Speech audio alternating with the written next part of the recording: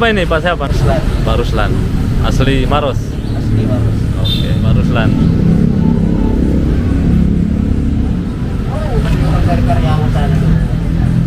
Ini orang dapat ini. Ini berarti kita sendiri ya, brandnya sendiri ya. Oke, namanya. Brandnya apa? Kita. Ya, ini biar gimana ini? Ini pasti orang kenal asalnya ini dari Maros. Apa itu?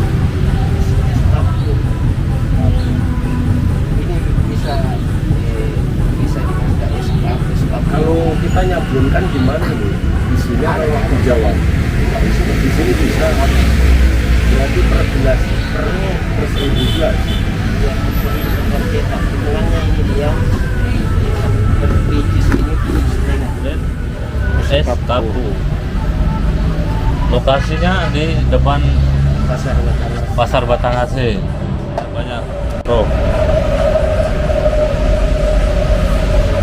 Green tea, Thai tea, taro, vanilla ori, banyak bro.